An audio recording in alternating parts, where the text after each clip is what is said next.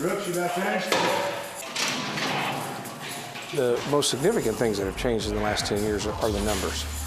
Get dressed, brother. We'll take you down the floor. Our count today is about 810, and 17% of those are mentally ill.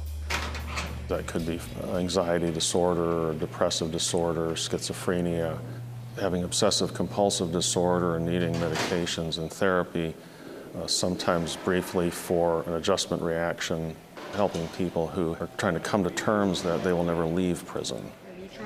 Atkins? I think the jails and prisons are filling in the gap for services that people can't get other places. When the state hospital systems had thousands of patients, that were housed there for long periods of time, and now they don't. These people end up in the community, and for one reason or the other, they end up in the criminal justice system instead of a mental health system. We run the largest mental hospital in the state of Kansas. The downtrodden, the homeless, those that suffer from not only mental illness but substance abuse, and they kind of run parallels, if not run together. They do tend to become involved in the criminal justice system, if for nothing else, because of their behavior. Some patients will find that the only place they can guarantee that they will be treated is in a correctional setting. There is no constitutional right to health care if you're just in the community and you're not incarcerated. If you're incarcerated, then there's a constitutional right to have medical care. As a matter of fact, I've had family members tell us that, I hate to see them in jail, but when they're in jail, we know that they're safe, and they are. We know that they'll be treated appropriately, and they are. And we know that they will be put back onto a regimen that we can't get them to follow. So a lot of them look to us as their safety net. You doing okay now? The good part about it is once they get here to our facility, we can help them out and get them pointed in the right direction. They are our eyes and ears when we're not around, and trying to piece together just a very difficult, sort of complicated case that you can't quite put your finger on. Having all the people involved in their care working as a team, you oftentimes will come up with the correct diagnosis so you can decide this is the correct plan of care for them. A lot of these people are here on many, many separate bookings.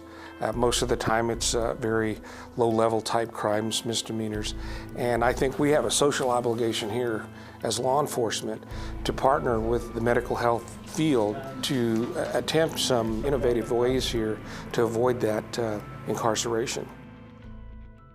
Mental health issues can affect anybody at any time. It could involve the very wealthy, it involves the very poor, and everything in between. But this one thing is for sure. Over 96 or 97% of the folks that we have here today will get out. They will go back into the community, they will go home, they will go somewhere. How can we successfully reintegrate these people so they become productive, have some self-worth, take care of family? And to look at them as a whole person, not just as you're a convict or you're an inmate. Patients that I see in prison are still people, they're human beings. We need to change some thought processes. We need to change a little bit of the culture. And we need to do some things along the lines of saying we have to work on reentry and we have to work on a second chance. And everybody deserves a second chance for the most part, Before they leave, we look at making sure they have prescriptions. We make sure that they know who to contact. If they can't contact the mental health center where they'll get follow-up, then there's someone they can contact within the facility, even the release planner. If they can leave here with the tools like that, maybe they can get reacclimated into that family setting. Perhaps maybe they can get their job back. My goal here, more or less, I suppose, is our social conscience speaking out more than our enforcement abilities by saying somewhere here we've got to try to break that cycle. Well, I'm not saying we have the answer, but I'm saying we have to try.